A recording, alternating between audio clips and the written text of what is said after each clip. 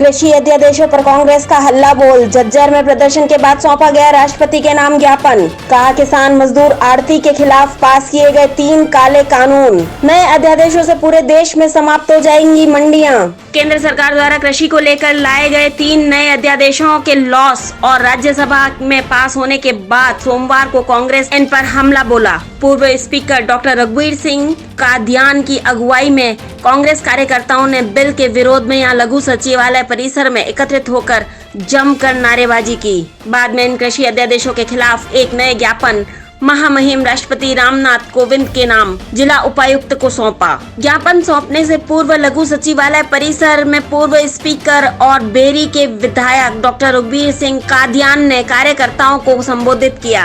उन्होंने कहा कि सभी को मालूम है कि देश की खुशहाली का रास्ता किसान, आड़ती और मजदूर के माध्यम से होकर गुजरता है, लेकिन इन्हीं के खिलाफ यह 3 नए अध्यादेश पारित करने के बाद यह साबित हो गया कि अब देश के नए पीएम और कृषि मंत्री का नाम सुनहरे के बजाय काले अक्षरों में लिखा जाएगा। डॉक्टर कादियान इस दौरान मीडिया से भी रूबरू हुए। उन्होंने कहा कि केंद्र में भाजपा की सहयोगी पार्टियों ने इस बिल को लेकर विरोध जताया। यहाँ तक कि इन नए अध्यादेशों को लेकर किसी भी किसान संगठन, राजनीतिक दल से विचार विमर्श नहीं किया गया। केवल हठ धर्मिता का लबादा ओढ़कर इन नए अध्यादेशों को पारित कर दिया गया, जिसका खामियाजा भाजपा को हर हाल में भुगतना पड़ेगा। इस दौरान डॉक्टर कादियान ने डिप्टी स्पीकर दुष्यंत चौटाला और भाजपा के प्रदेशाध्यक्ष ओपी धनखड़ पर भी हमला बोला। उन्होंने कहा कि यदि दुष्यंत वायदे पर खरे हैं तो उनका इस्तीफा देना बनता है। रही बात धनखड़ की, तो यदि उन्हें यह अध्यादेश नहीं पढ़ना आता तो किसी और से पढ़वा कर सुन लें। यह किसान और मजदूर के खिलाफ है या नहीं। पूरे देश में एक बहुत बड़ा मतलब जो भी आदमी आया है, जो राजा आया है, जो प्रधानमंत्री आया, जो राष्ट्रपति, हर आदमी के मुंह से ये निकला है कि हिंदुस्तान की खुशहाली का रास्ता किसान मजदूर से होकर गुजरता है। अब किसान और मजदूर के ऊपर कोरोना की महामारी का बहाना बनाकर उसकी आड़ में 3 काले कानून पास किए। इसमें मैं मुख्यमंत्री हूँ, मैं पत्रकारों के हक में कोई फैसला करूँ और पत्रकार ये कहें कि ये तुम्हारे खिलाफ है, तो पूरे देश के किसान के किसी संगठन से कोई सुझाव नहीं लिया गया, कोई मशवरा नहीं करा गया, कोई किसी तरह की सलाह नहीं करी गई। और किसके दबाव में ये जो है इन्होंने पहले अध्यादेश लाए, ये 3 अध्यादेश लाए। वो अध्यादेश जो उनमें बता दिया सबको भाई ये अध्यादेश, हमने उस टाइम भी विधानसभा में काम रोको प्रस्ताव दिया था, जो तो कोरोना के नाम से विधानसभा नहीं चल पाई और वहाँ नहीं वो डिस्कस हो पाया।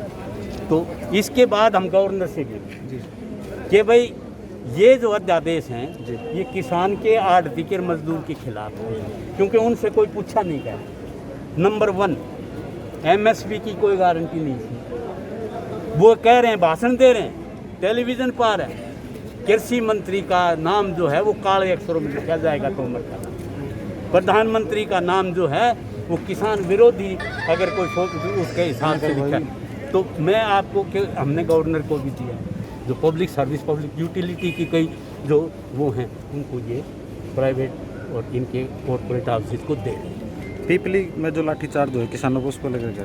इसमें ऐसा है जिसमें गृह मंत्री का, मेरी गृह मंत्री जी को सलाह है कि वो जो है ना, क्योंकि CID उनके पास नहीं है जी, या तो मुख्यमंत्री ये कहें जान आ जाए, क्योंकि CID की रिपोर्ट गई है मुख्यमंत्री, मुख्यमंत्री ये कहें हरियाणा सरकार के कोई लाठीचार्ज नहीं हो, या फिर गृह मंत्री अपने उस ऑफिसर के बजाय दूसरे ऑफिसर से पता करें, CID के अफसरों से पता करें भाई क्या हुआ है, वहाँ लाठीचार्ज हुआ है, वहाँ खून निकला है, और वो खून, वो लाठी जो लगी है किसान को, मैं आपके बीच में आज कह के जा रहा हूँ, आज 21 सितंबर है, आज आपके बीच में एक बात कह के जा रहा हूँ, एक लाठी जो किसान की सिर पे किसान की लगी है, वो बीजेपी और जो JJP सरकार है, जो रसगुल्ले खा रहे हैं बैठ के चंडीगढ़ में, उस सरकार के ऊपर उनके कफन में जो है कील का काम करेगी 1 लाख। उप मुख्यमंत्री तो कह रहे हैं कि मैं इस्तीफा दे दूंगा अगर मैं दोषी हो तो दे दे फिर मुख्यमंत्री से पूछ ले ताकि एमएसपी का दिखा दे कहाँ है क्लोज में क्यों तीनों बिलों में। अगर एमएसपी का तीनों बिलों में है गारंटी दे रहे हैं एमएसपी, तो इस तरह you can not make the fool of all the people for all the time. हमेशा जनता को बेवकूफ़ नहीं बना सकते। दे दे 80 पर, उसके सारे तो ये चल रही है, उसकी बैसाखियों पर चल रही है, दे दे उसमें हिम्मत है तो कम से कम एक मतलब एक अकाली दल की मंत्री थी, केंद्र में मंत्री थी, हर मीटिंग में जहाँ पर ये बिलों की बात आई उसने विरोध किया, उसने लोकसभा में विरोध किया, उनकी पार्टी ने विरोध करा, और जब नहीं मानी तानाशाह नहीं माना तो फिर से उनका तो जो है दादा लाइव मेल है उनका, बादल का चौधरी देवला, उनसे पूछ ले किस बात पर दिया इस्तीफा, मैं भी दूँ कि ना दूँ, उनसे पूछ ले फिर वो। लेकिन जिस ढंग से ये पूरी उसमें जिस ढंग से पूरी देश की मंडियों को ख़त्म करने की एक साजिश, पूरे वाड़तियों को, पूरे किसान को, पूरे मजदूर को, तो ये हमारा ये है कि भाई ये वापस लिया जाए।